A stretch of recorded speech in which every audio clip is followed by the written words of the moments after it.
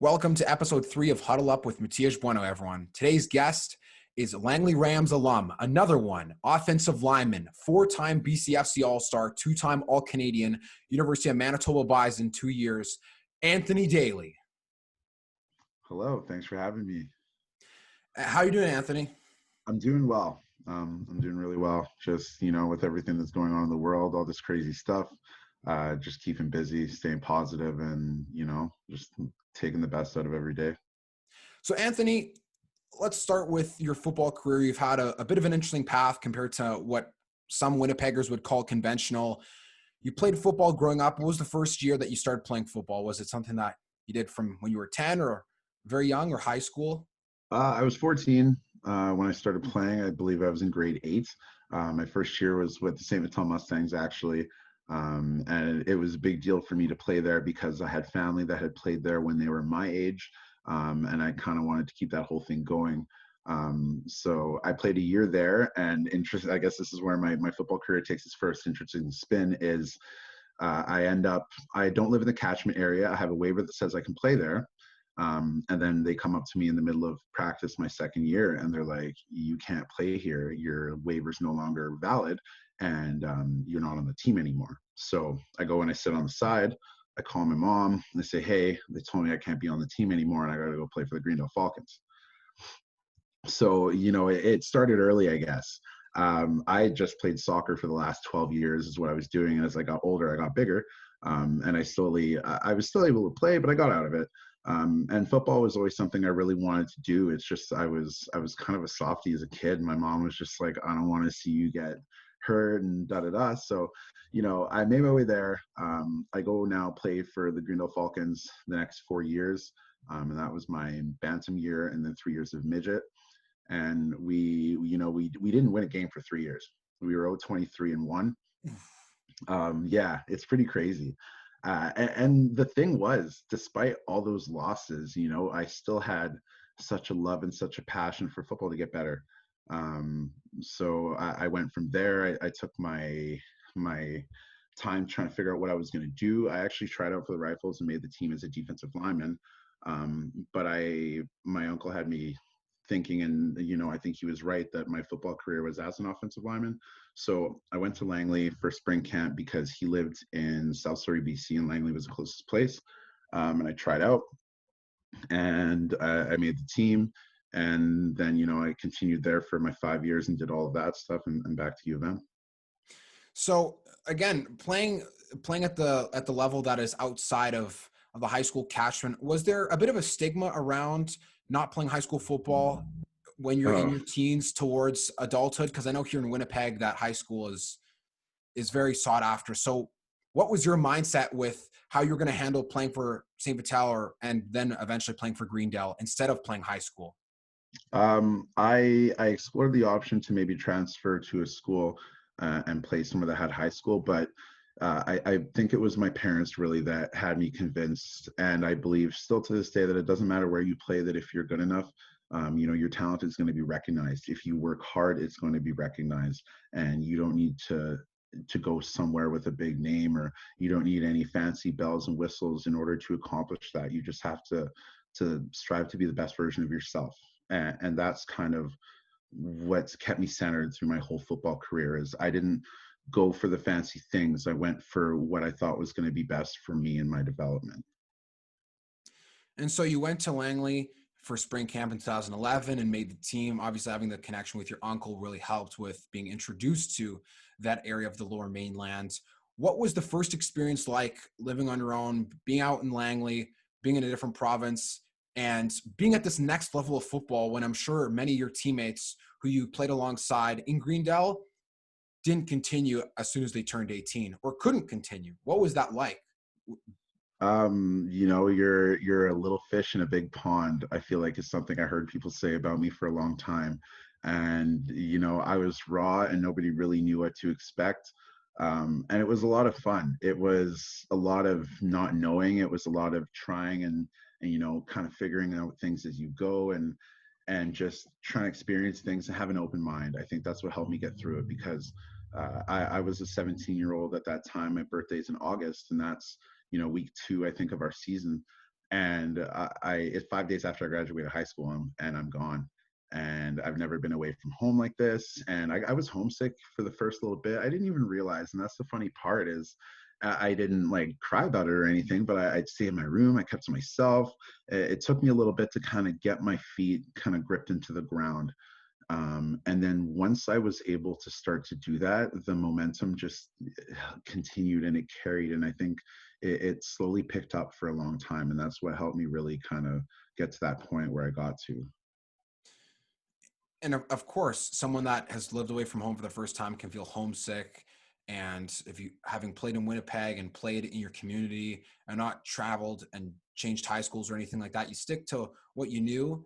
And so how did things progress in Langley after the very first year? Because the first year, like you said, you were kind of raw, and then you started to really pour it on. And when was there that moment that you knew this is the game that I was really meant to play? I think I felt that honestly for a long time.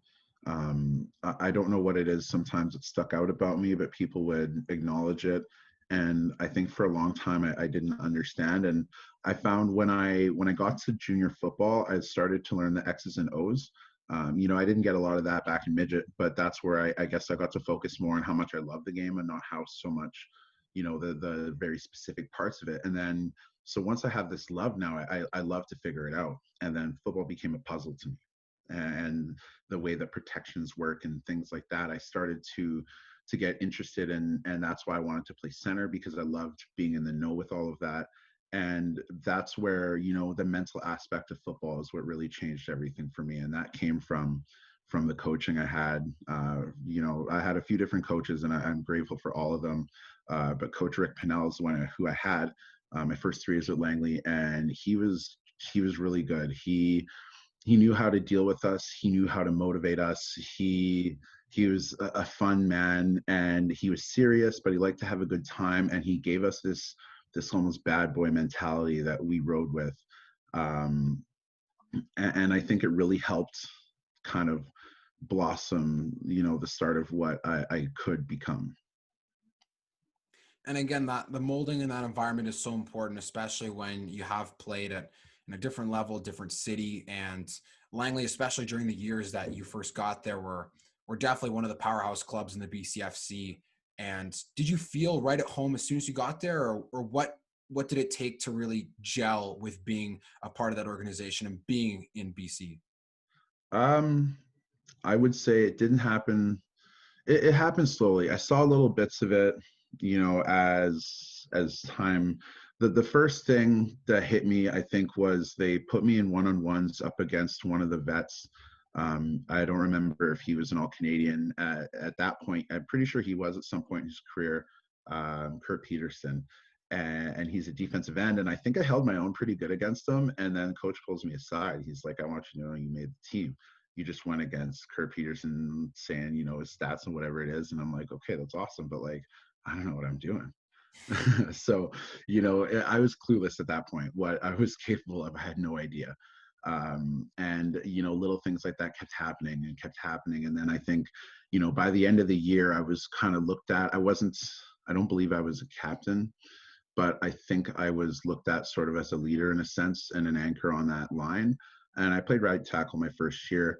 And that's where, I went home that winter, and I'm sure I had lots of talks with my coaches and things about, what we were going to do and where they saw me being. And coming into that 2012 year, I think that's where I really kind of saw what I could do. And I started to gain a little more confidence, and I wasn't so afraid to kind of, strive to be that person. I could open up a little more. And especially that second year, it sounds like it really helped launch you onto a path that provided exponential growth in terms of skill, maturity, leadership in your football career. And 2012 there in Langley was a very interesting year, because it was a year that many could argue, for those that may not know at home, that that team should have won the Canadian Bowl against the Saskatoon Hilltops. And that was a crazy year. And what was even crazier, especially from my origins when I played in Vancouver Island, was they told me about the Cullen Cup in 2012, how crazy tight that game was. Take us through what the events and emotions were in that game against the Raiders, who were these behemoth players, the lore of this amazing team that was untouchable. What was it like to go into Nanaimo and win at Caledonia Park? It was something else. I have goosebumps. I don't know if I can even show it. I have goosebumps thinking about it because it brings back so many memories, so many good things. I have so much respect for all of those guys, for all of those battles that we had against each other. Snoop was such a respected coach, and he did such a good job with that team. And for me, being that little fish, that prairie kid coming out to the West Coast, not, completely knowing what I was getting myself into, I was like, what is this? My first junior game was against them. And I remember on one of the first plays, we ran a counter left, and I booted out to the sideline to try and help my running back because I think I pulled because I was a right tackle and we were running a left counter. So I crack my end. I don't seal him out the way I need to. So the running back's got to bounce out now, and he's trying to book it to the sideline. He can't get there. And I run out to try and help him, and I'm pretty sure the DN lit me up. And I remember hitting, landing on my back and looking up, and I'm like, holy crap, this is what I'm getting myself into. And so, okay, go back to the Raiders game now. That's where my first experience started with them. And I don't remember, I think we tied them 31-31 at one point in their house, but we didn't beat them. We couldn't beat them. At the end of the day, with Yance, I'm trying to think of who else, man. Chapdelaine, me and that guy had so many battles, and they were tough and they were so hard to beat. So when we got there and we managed to come back, it was one of the best feelings. For me personally, my family had surprised me and flew out there to watch, and they showed up and let me see them at halftime. I had not known. So that was, a really, really, really special moment for me. And we did that. And I remember, we'll skip to the end of the game now, and we know what's up. I actually got really excited, and I jumped. I snapped the ball on go on the first sound, and there's a second left. We were supposed to take a knee, and there's this big pile and this big fuss and all this stuff. And we get out of the game fine, but that sums up how nerve-wracking it was, how crazy it was. We worked so hard. We put so much effort into accomplishing that. We lost to them 3 times that year, and we had such a special team. And I think that's what really brought everything together for us. And especially from hearing the opposite end of that story, the talk was about how this Langley team, who was good, had came in and had slayed the dragon, right? In my time playing for the Raiders, they talked about the 2012 year was shocking, because as much as Langley, people argue, should have won the national championship against the Hilltops, people talk about how close it was in that game, and how shocked people were that you guys were able to stun such an amazing team. But it just shows, you're right, that character, that grit, and the nerves that it takes to really go into what at the time was such an impossible place to win for Langley, let alone any other team, and to win. And so where did things kind of carry from there? Because the next year you guys lost in the Cullen Cup, but how did the feelings kind of reverberate within you to give you more confidence to compete with them as the years went on?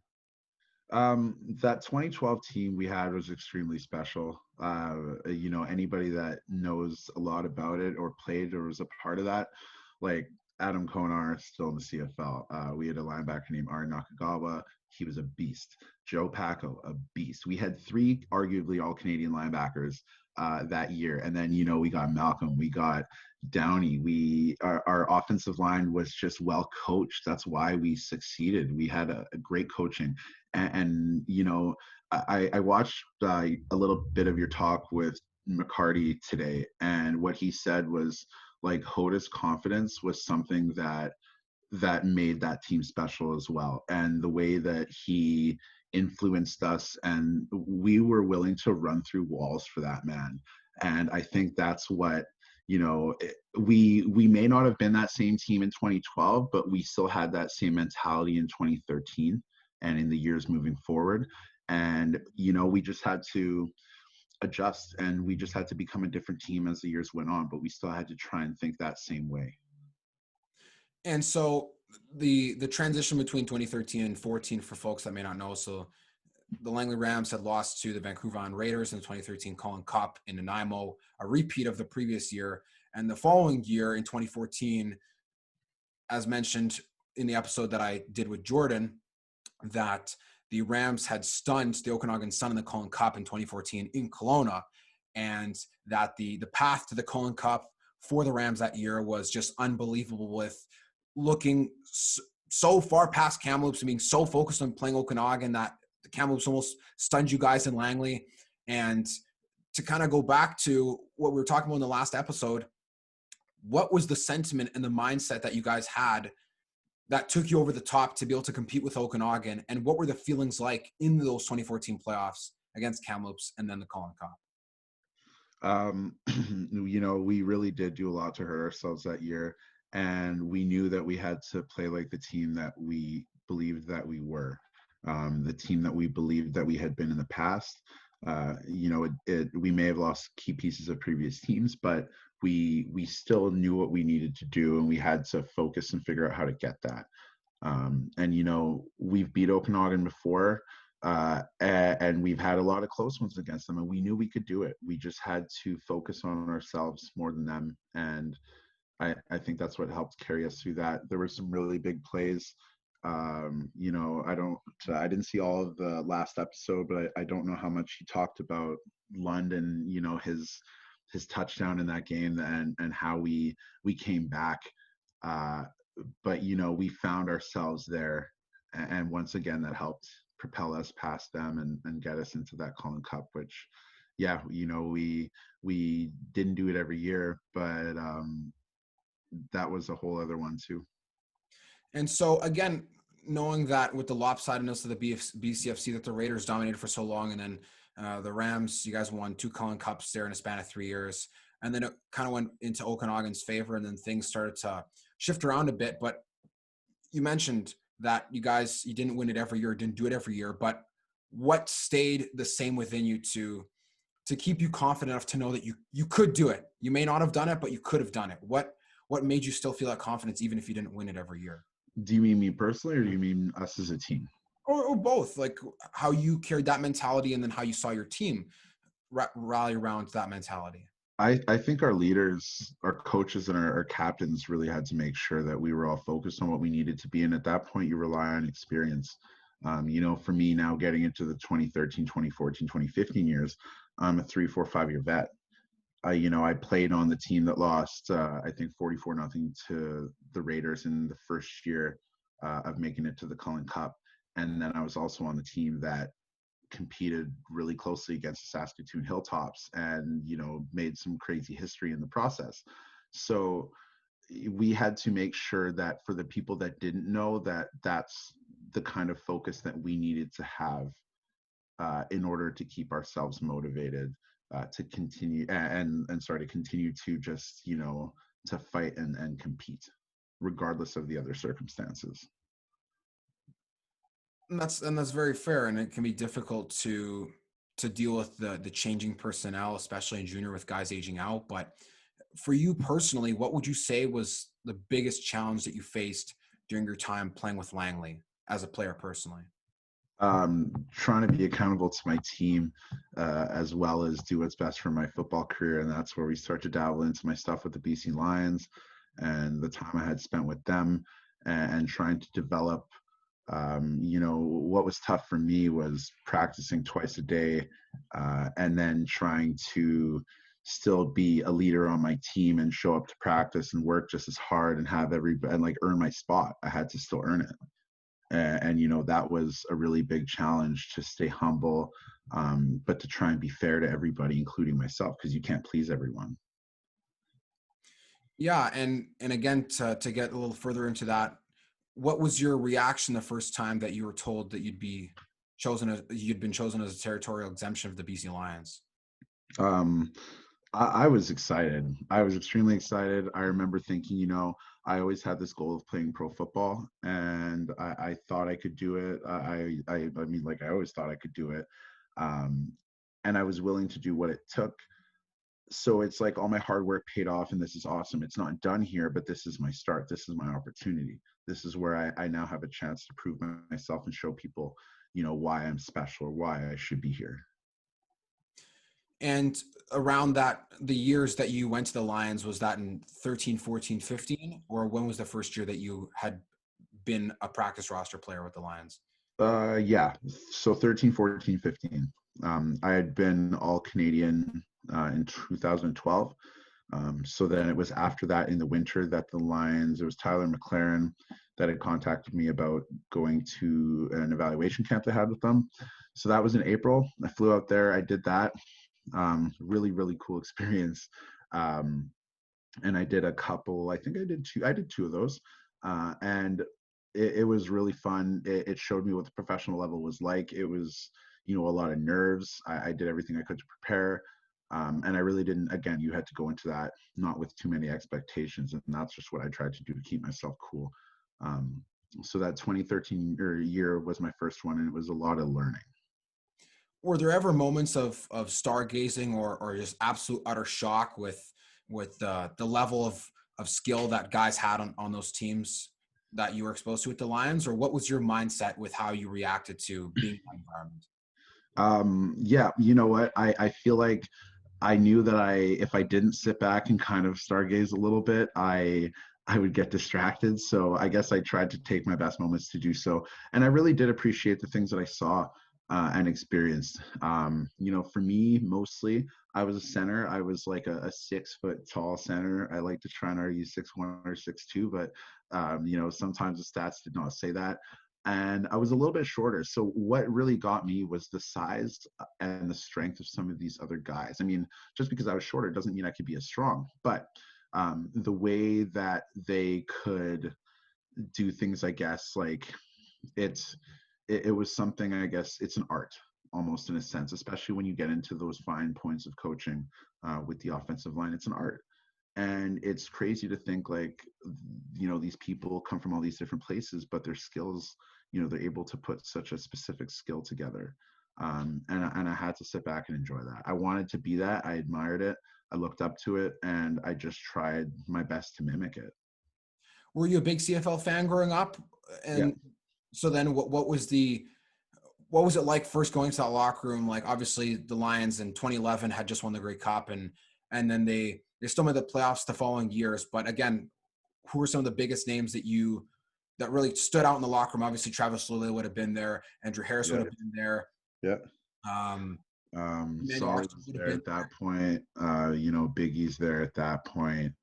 Um, Trying to think. Kevin Glenn ended up there the year after.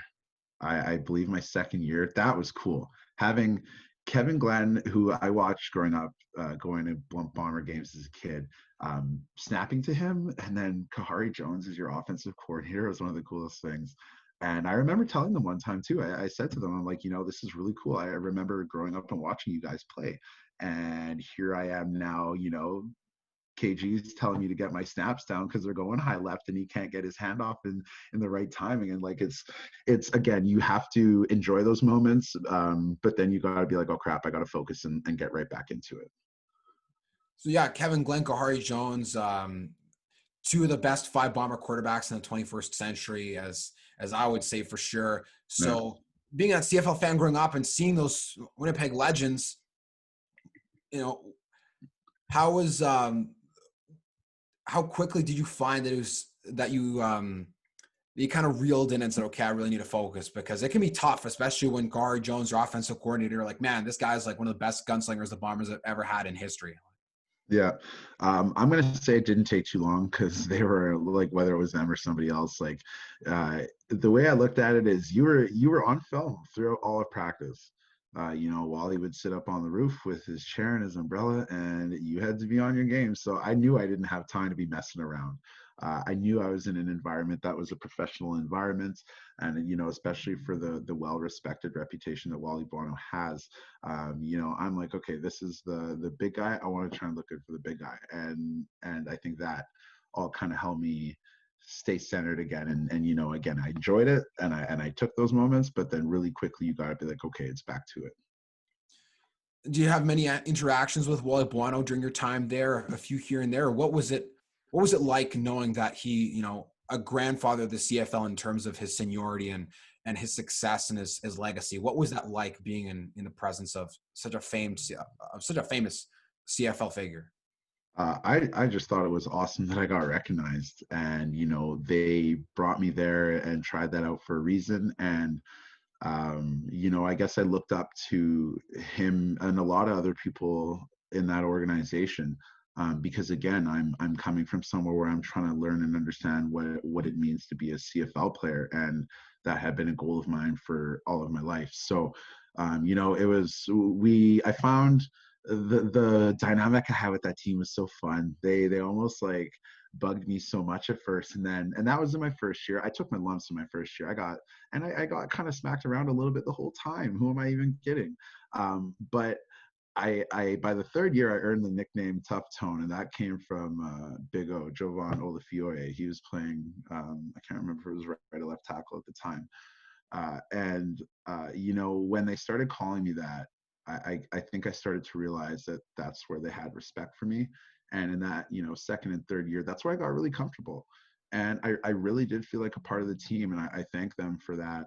Um, and then because again, the way that they treated me and the way that they encouraged me to compete kept me whole. It didn't make me feel like I was better than anybody else, but it kept me competitive. It didn't put me down too much, but it kept me wanting to compete. And I felt like as a territorial exemption, I'm a practice roster player that doesn't count towards their numbers, so I'm expendable.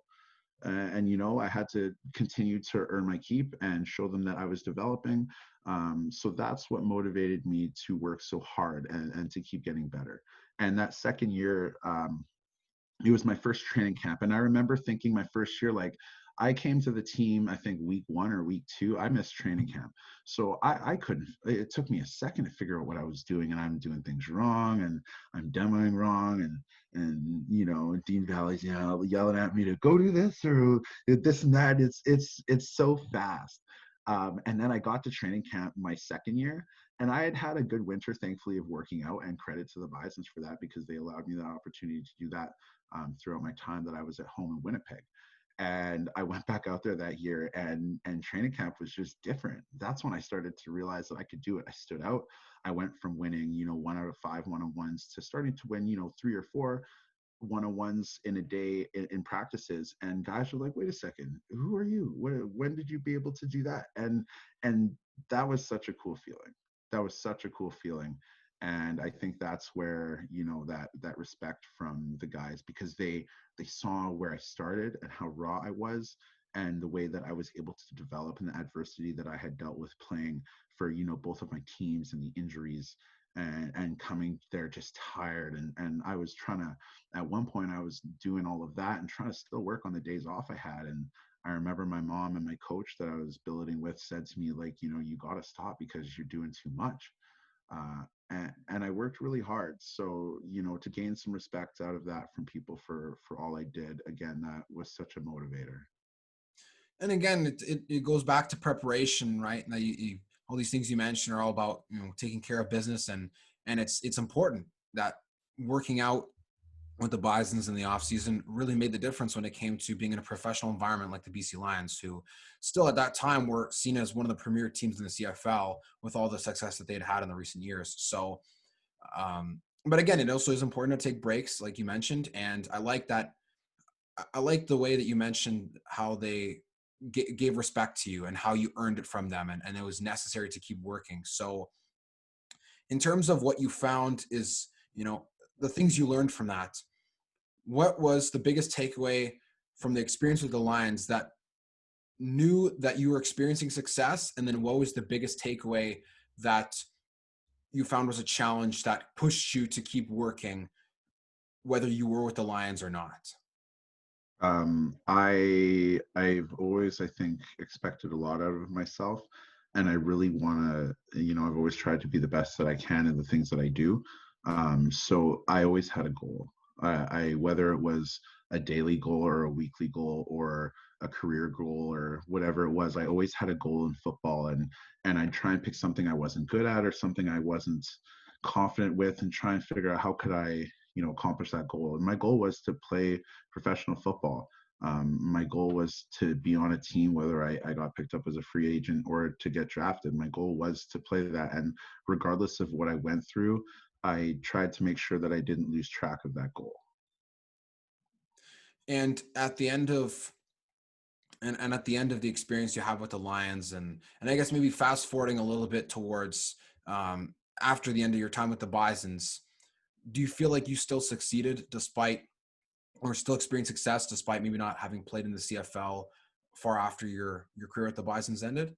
I do. I really do. Everybody's football ceiling, maybe only goes so high, and everybody also deals with certain circumstances as well. And I don't think that injuries is something I can blame for how my football career went. It didn't help. It made things a lot tougher. I tore my ACL. I gained like 50 pounds at one point. It took me like 2 years to lose all of that. And then I tore my meniscus again, and then I couldn't play properly for my last year. So, you deal with those things, but going through with the CFL stuff, I'll never forget, I played 30 plays in the second half of the preseason game against the Edmonton Eskimos. And that was, I think that was in their house in the training camp, that first training camp I did. And I graded out 26 for 30 on all of my assignment. So for me as a 20-year-old, I wasn't even 21 yet. It was still July. And I was 20 years old. And I graded out 26 out of 30 in terms of assignment and calling the right plays. And this is like 3 weeks into having, some CFL experience under my belt and a full training camp. So that showed me right there that I could do it. And I think that if I had put myself, I don't know how I could have put myself in a better situation, because I don't regret the way that my football career went. I don't regret the path that I took. I don't, regret my extra years I spent in junior and didn't go to CIS right away. I don't regret any of that. But, sometimes you wonder how it would have changed things. And I think that had I been maybe in a different situation, I could have had more opportunity to prove myself. And I think I could have done it. And, it's not because I just think that, it's because I literally did it. And that 26 for 30 that I'm talking about is what says that. The next year, Jeff Tedford came in as the head coach for that team after Mike Benavides no longer was. And he said he thought I did really well and gave me a lot of compliments as to my film from the last year. And that year I came in fat and I wasn't as good as I wish I could have been. But again, those games that I played, that respect that I earned from all the players, that was enough to show me that, I could do it. And I'm satisfied with what I did, and I'm thankful. And, I had such an aroma of football around me for my whole life. And I always loved that, but I always wanted to be something else too. So, I was okay with when I felt like my time was done, because I had other stuff that I was ready to get into. For sure. And again, I think one of the difficult concepts that I've seen people deal with in my experience with watching football players, playing alongside them, et cetera, is life after football. It's almost like the first time you die, right? I've seen people compare it to that. When, and obviously you don't want to think too far ahead, but when was the moment that you started to really think about life after football? Was it always there, or when did it truly become imminent, and how did you deal with that imminent ending? I think it was when I didn't get drafted. I didn't have too much interest around like free agent stuff. Because that whole time I played ball, I was thinking that I was preparing for it, I was ready for it. And education's always been really important, and you want to make sure that you have that. But I didn't have, other than education, I didn't have a plan for when I was done. I was focused on, okay, if I don't get drafted, then I'm going to find a way to get onto a team or into a training camp or something. And it was a little bit after that I kind of realized, said, okay, I think probably a couple months. Dan Durazio was the O-line coach for me there and with the Lions for a couple of years.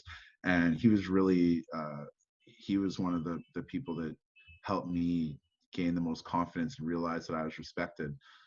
While I was with them. And I looked up to him a lot. I had his number. I gave him a call. I said, Coach, how do I try and get something, like, how do I I get onto a team. What do I do? And he said, you know, I'll do the best for you. He said, you're a good man, and I'll put in a good word for you if I can. And you know, after that, nothing really happened. And that's fine. But I think that's when I started to realize, okay, you know, like this is kind of done. Again, my knee wasn't. I went to the regional combine 3 months after I had my meniscus repaired, and I wasn't even 100% doing that. Uh, and I realized, like, you know, my knee health isn't where it needs to be. I'm in pain every day, uh, all that stuff. And I said, okay, you know, I love football, but I also don't want to feel like this for a long period of time. I don't want to be one of those guys who hangs on to the dream for too long and doesn't focus on those other things. I said, I'm 24. I can't play football anywhere else unless I'm playing in Europe or something, or joining some kind of adult league. And I said, I'm not playing for free anymore. I'm capable of playing for more than that. And I don't want to say that to be cocky, but of course, you know, you finish your time with university and it's like, all right, it's either I'm going to make some money doing this, or I got to figure out how I'm going to make money, because I'm still human and I got to live my life. If I can't provide for myself through football, then I got to find something else. And again, it's an incredibly noble story, with the fact that many players can have different circumstances that affect the results of them making the CFL or not. And some guys play junior or CIS and they look back and say, oh, that guy actually wasn't even that good, but they made it somehow. And I'm like, well, were they really that good? Were they not? Was there politics? Was there not?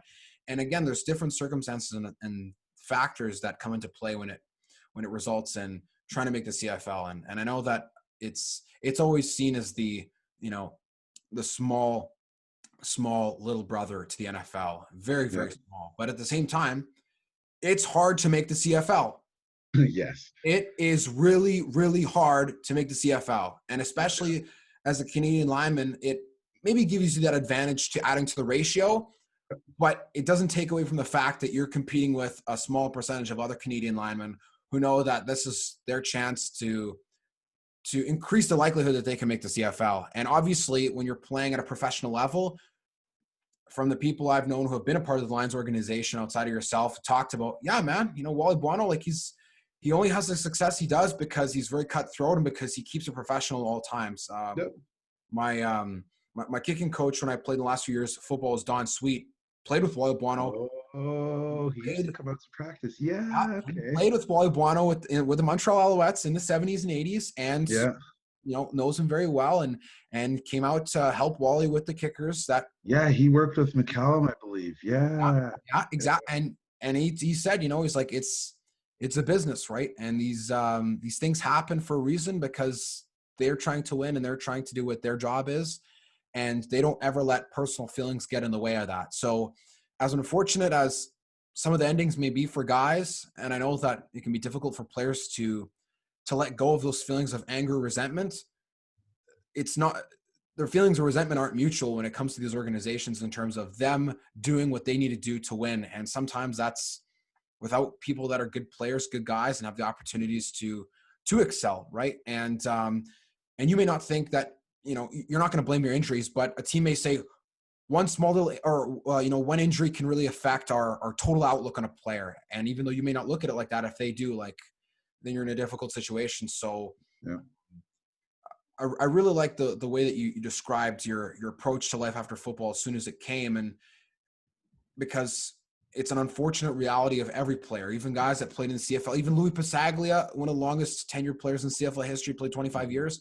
His career came to an end eventually, right? Or the Bobby or whomever played 20 plus years. Paul McCallum, his career ended eventually, and at one point or another, I didn't know when it actually would, because he's played for so long. But yeah, that is for sure, man. And yeah, you're absolutely right. So then, what was that transition like as soon as you started to go towards the things that you wanted to do after football, and what did it take to really figure out what it was you wanted to do that was not being a football player or not being a professional football player? You know, I feel like I had my job at Boston Pizza, and I was a delivery driver. They were so good to me, letting me go away for years and keeping me on as part of that team, and playing football and coming back. So when my time was done, I was offered a management position, and that's kind of been, I think, my saving grace, because I don't think it was more than like a month or two between me not kind of knowing and sort of taking time to figure out. I think that that opportunity actually ended up sort of helping me transition out of football a lot easier. And it's what I'm still doing now. And it's been what, couple of years now, 3 years. And it's really helped. I think it's really helped keep me just focused and sort of, because with all that line stuff, you really learn how to become a professional. You don't make it to the professional level unless you, one, believe that you can, and two, unless you got to act professional. You have to know learn what it's like to be a professional. So then when I was handed now an opportunity to become a professional in the workforce, then I'm like, holy crap, here's my other opportunity to work on that. And it was a way to transition and still stay professional, but instead of having it be with my sports, now it was with my work. And that's why even still, I talk to my general manager and I make references to how, oh, this in football and this is how it reminds me of work right now. And it really carries over. And I think that's because I still miss football. Of course, I love it. I coach, and that's been really great so that I can stay involved. But I'm almost 27, and I still feel like I could sometimes play, and there's no point in suppressing that. It's okay. I miss it. I don't get caught up over it. Nothing like that. But it's so great, and that's why I love coming on shows like this to talk about it, because it really highlights so many good points of your life.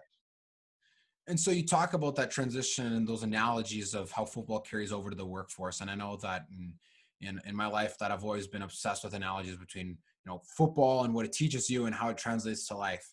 And particularly, I believe in the position that you're in, being an offensive lineman, I think is particularly one of the more special positions in football that really teaches you about life. And what do you think are some of the best qualities about great linemen, and how do they translate to being a person after football is all said and done? I think we had such a we're big. Everybody thought of linemen as like big, smelly, fat, just sloppy guys, and not all of us were that way. But we didn't get the same recognition, of course, as a lot of the other players on the team. People didn't know our names. Maybe we didn't have as nice bodies as some of the other guys on the team. People didn't really pay attention to us as much in some cases, and I think that really helped us stay humble. And what that did in every O-line group that I was with was created a bond within us. So I think that we come from small groups of people that learn how to stick together and become close and rely on each other. And that was something that was really cool and special to have. Now when we're translating that into like work and stuff like that, I think it just helps you deal with people. It helps you kind of keep your calm. It helps you slow fast situations down a little bit, and find a way to navigate through it. I feel like being an offensive lineman just helped me become humble and just focus on myself and not worry about what other people think of me, because there wasn't really any eyes on me anyways. And there's a quote I've heard before about offensive linemen that I think really speaks to, and there's other positions in sports that translate to this as well. I'd say goalkeepers is one of the ones that can definitely be similar to offensive linemen. But linemen are like the rowers in a Viking ship. They don't get much credit for the job they do, but if they don't do their job, the ship ain't going nowhere. And it really Yeah. is the lifeblood of a football team, especially in offense, because people always make the argument, quarterback's the most important position in football and one of the most important and hardest ones in sports. But what about offensive line? If a quarterback doesn't have an offensive line, then how does that change up the dynamic of them being able to complete their job? And what does it take to be a lineman when none of you can make a mistake in order for the play to be completed to perfection and to achieve your job? So how does that being in the shadows really motivate you, or how did it motivate you when you were playing during your career? um, I had to learn how to make mistakes and overcome, those fears, and learn how to make those choices, because I knew that, like you said, a quarterback can't do his job unless I call the right protection, unless I win that one-on-one battle. And that really, that desire to not let your team down, regardless of how much recognition you got or not, that alone was enough to, motivate, I'm sure, any offensive lineman to make sure that they're working hard and doing their job. And so, and obviously, I think the thing that Langley has been known for, or especially during the time that the years you guys played, was the offensive line. And I think that, especially from my perspective and being an opponent, was that you were a big proponent as you elevated into third, fourth, fifth year of why Langley was known for having a great offensive line, because they had a great leader. And do you feel like there was times where awards and recognition really made it feel all worthwhile, or what was your experience with how you handled the emotions of being named all Canadian one year, then not the other, then back another, and being a BCFC All-Star? That stuff was really cool. And, I appreciated the recognition with that when it came, but our groups were so close that it's like that award was it. I wanted to share with all of them. Maybe I got recognized for it, but I couldn't have done it without the people that were part of those groups. The bonds that we built still to this day, it's crazy. It's something special. I've come to learn since leaving football and becoming more into the workforce and experiencing more of this other life that I didn't have when I was focusing on sports, is that not everybody has that. Not everybody knows what I'm talking about right now. Not everybody understands, why it's so easy for us to sit here and talk about this stuff. And it's something special. And I'm so thankful and lucky that I got to experience that. And, it's cool to hear that, people really saw my leadership like that. It's, I don't think about that in the moment. I don't even think about that now. I'm worried about, the people around me and our common goal, and just having fun and enjoying everything while we can. And again, it's so a lot of the same points hammered home, that tight knit bonds that you guys have is so close and important and special, because you're right. Not everybody, especially people that haven't played football or maybe haven't been around people that have played football or know the game really well, that it's not everybody does have that. And that's why you have to treat it extra special, because you never know when it may come again. And for some people, they may not ever experience that. And it's definitely difficult if you're on a team where you feel you can't trust guys. But judging from the success you guys had, it seemed like you really could trust your teammates and the guys around you, even outside of the offensive line as well. You guys, I always felt a lot of respect for the product you guys put on the field, as well as the players that you guys were on and off the field. And I think that's an important part of being a football player. And what can you speak to, or how can you speak to the character of some of the guys that were right alongside the offensive line with you? Did you feel like you guys really lifted each other up, or what was the best quality about your teammates who alongside you on the offensive line in Langley? So you're talking about like my guards, my tackles, right? Mm-hmm. We were all there for each other. We all wanted the best for each other, and we had each other's backs. We did everything together. We ate together. In university, we showered together after practices. Like the O-line in groups would get together and we'd go shower. Like we go eat after practice. We would walk to wherever together. It was more than just on the field. And it was because, again, when you're in that mindset, that football mode, to get where you want to be, you really need to focus on it. And I really put off a lot of other things, not in a bad way. I don't feel like I missed out on things, but I really had to put my focus in there. And when you're around a group of other people that's putting that same focus, it's really easy to gel. Absolutely. And I know that the last chapter of your football career before you declared that you were retired was your time spent 2 years with the Manitoba Bisons. What was the experience like transitioning finally from junior to CIS?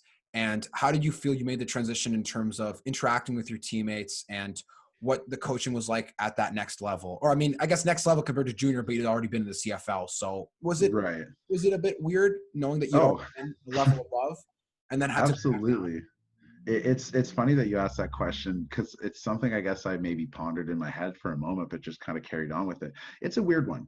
I went from not knowing much in my younger years of football to learning some more in junior, learning a lot in CIS, and then coming back, or a lot with the CFL, sorry, and then coming back to the CIS now U Sport, and then trying to figure out like where do I fit in? I didn't know where I fit in. And it was a bit of a tricky transition. And, unfortunately for me, there were other circumstances that I feel like made that harder for me. And it was a little bit tricky at first. But I just tried to, again, keep an open mind, not have too many expectations, and just try and do what was best for not only myself, but for the betterment of my team as well. And so obviously it is a bit of a weird limbo situation, but did you feel like the Bisons was an even better experience than it could have been elsewhere with CIS? Or what was the sentiment like as soon as you finished playing there? Was it an enjoyable experience? Did it not meet your expectations? Was it because like we just mentioned, you go to junior and then you go to CFL and then you go CIS and then you're trying to go back. So it's kind of a one step forward, two steps back kind of thing. So what was that feeling like when it was finally all said and done? Well, one thing I guess I can quickly touch on too is I remember trying not to let myself think that I was taking a step back. It was more another step forward because, I did my thing with the Lions, but I never got all the way there. So to me, I was still hungry. I still had more to do. So I didn't feel like I was really taking a step back. I felt like I was more taking a step in the right direction with going to CI, like playing U Sport. Um, so it was a good thing. Uh, I feel like I needed to be there. And I didn't really think about this before, but my mom was in an accident, uh, or I guess that was afterwards. So it's not even so much that, I wanted to go to school. All my years of junior football, I had been coming back to U of M to take courses and work towards my degree.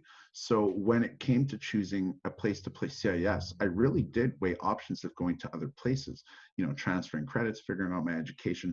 But at the end of the day, I felt like after my 5 years of being gone, I wanted to be home. And again, it was another situation where it doesn't matter where I play. If I do well enough, I'm going to get recognized. So there's nothing wrong with being home, because if I was able to succeed on my own away from my family, never mind what I could do now when I'm back with them and I have that support. And I don't have to worry about what I'm going to eat after practice at night, or what's left over in the fridge. Like, you come back here and mom's got food ready, and I got an easier path towards my education. And education again can be a very important component of a football player's life if it is that they choose to pursue that. Yeah. And so how has your education experience been, knowing that there's no more, oh, I got to book it to practice, so I got meetings at 3:00? And is it nice, or is it sad, or what, or is it bittersweet? um I think I'm almost in a bit of a different situation too, because once I took my job with work, I didn't go back to school right away. Not since then. So, it's hilarious. Not hilarious, but like I want to work on my education still. I may not be pursuing it this moment, but I do think it's something that's important, and I put a good amount of time and effort into that. And I think it's something I still want to follow through with. So I took the work route, and now I've gotten a mortgage and things that I'm working on, stuff like that. That's how I decided to transition after football, instead of taking that time to do the education first. So, I'm figuring out slowly as I go what I'm going to do. However, that time that I did put into my education, it's been pivotal to what I've been doing as well after my football career. I got really involved with writing, and I discovered that I really like to write. So I wrote an article similar to what we're talking about. And I think I'm going to quickly look, but I should have pulled it up on my computer here. I'll just read the title real quick. It's Why More People Should Play Sports and What Football Has Done for Me. And this was something that I wrote in my final year. This was after my final year with the Bisons. And, school really taught me to kind of express myself through that. I got really good at writing papers, and now, those skills, that organization, it started to manifest within me a little bit going into work now with work. it's taken that to a whole new level, and I'm learning, things further in life. And I take those things and I help myself become comfortable by making it a situation that relates back to something that I encountered in my football career. And again, writing is a great form of expression, especially for professional or high level athletes after they're done their career. And I know that Angus Reid, when I was in Vancouver Island, he'd come out and talked at spring camp, and I'd seen him at the coaches clinic in Winnipeg, and he wrote his book, Thank You Coach. And he had a lot to say about his experience from transitioning to, being a big offensive lineman, the guy that people usually look past, to Yeah. integrating yourself back into society and doing things that are best for yourself and that can help you to continue to keep helping people. And so can you speak a little bit about your experience, what it might have been like with the Lions when he was around, or what you can attest to in terms of his journey in life after football? So it's really funny again that you mentioned that one, because I was at that coach's clinic briefly and I ran into Angus, and he was like, "Holy crap, I can't believe like it's you," kind of thing. And we talked for a bit, and I'm pretty sure he said he was happy to see that I'm doing well, and that I look good. And same with him. His transformation after football has been a really interesting one. I got to be there and learn a little bit from him when he was in his last year before he retired. And that's when he's going and dealing with his back issues and things like that. I think he had a surgery recently and he wasn't really playing, but he was still a very prominent leader figure on that team. And I tried to take a lot away from him as well, being very similar in size to me too. I looked up to this guy thinking, shoot, he's a shorter center, but he's successful and people know him, and he's also got a good head on his shoulders too. So it was really nice to have him as an example, to learn from, very specifically, not even about offensive line, but as a center, and playing the same position. And I've loved watching his football journey. The things he has to say about, Coach Durazio, are even greater than what I could say about him. And I'd love to read his book, because I'm sure he probably talks about some of that stuff. Um, but again, that's just another example of how these connections in football kind of carry over and carry through, and they make a difference even later on in your life when you're done. Anthony, I know that this may be more of what seems like a home run question, but now that you've had a bit of time to decompress after having finished playing football, is there anything right now immediately in your mind that you want to achieve as a long-term goal for yourself in life? Just to continue to work hard and have goals for myself, strive to be the best I could in football. I wanted to be the best football version of myself. And, now I don't have football, so I can take all of that and pour that into being the best version of myself in my life. I want to do good things. I want to help people.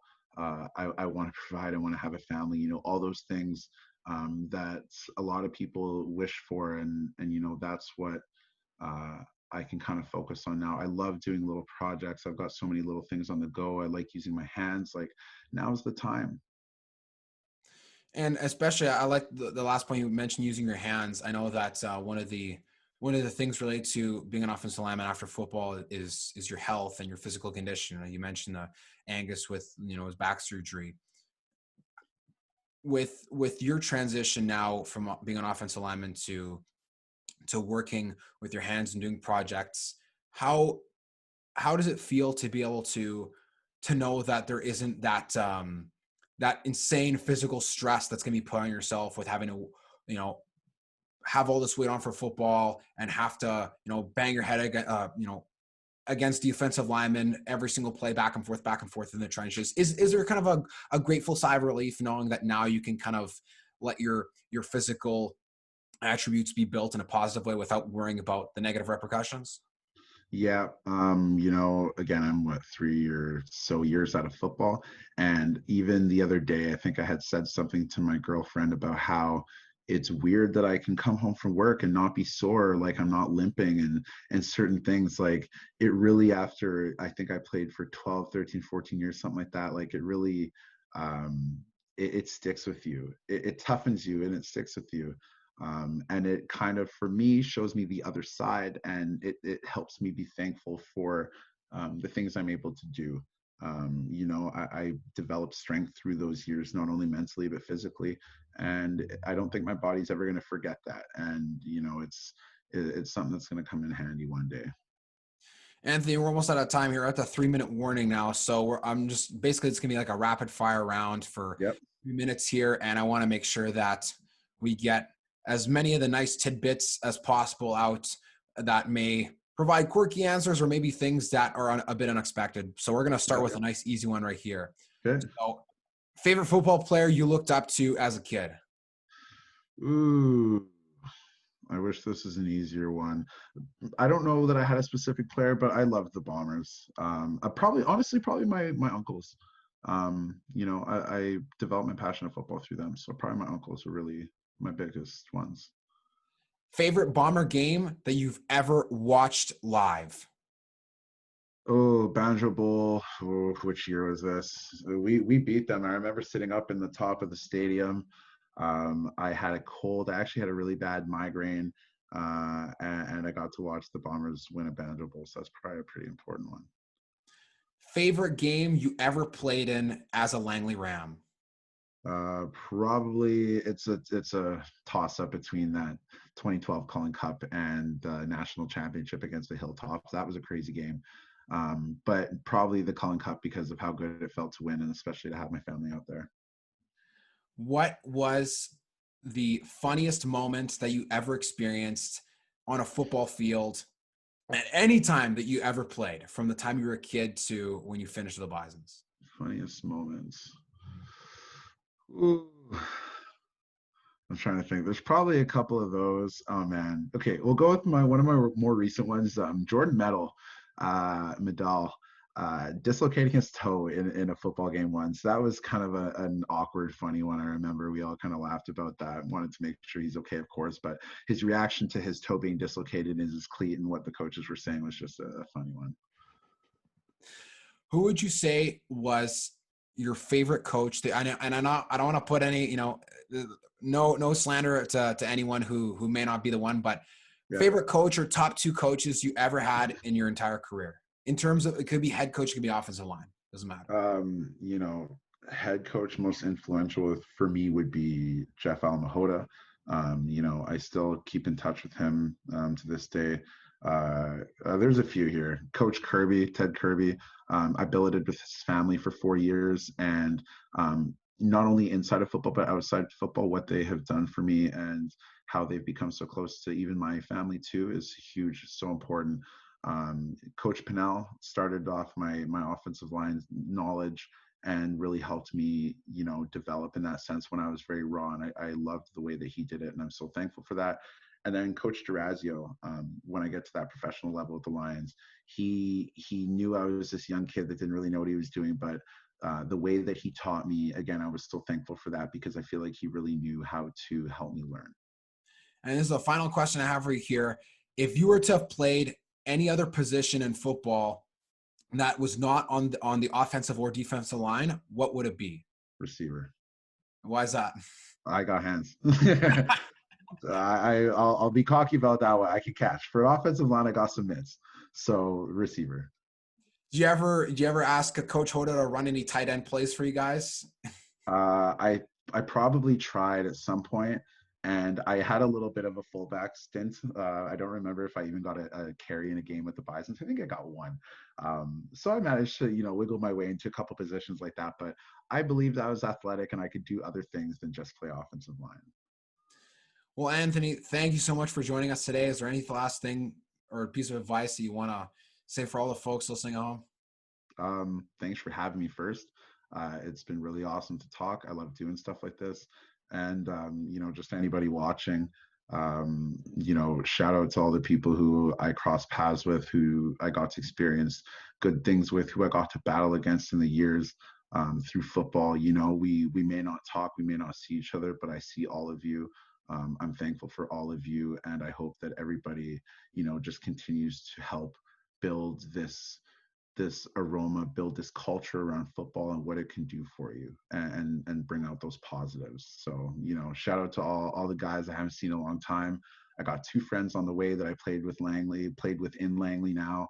that are doing a road trip and they're going to stop in. So, keep reaching out, keep that culture going. Couldn't have said it better myself, Anthony. Thank you again so much for being a guest. Thank you everyone for listening, and thank you for huddling up.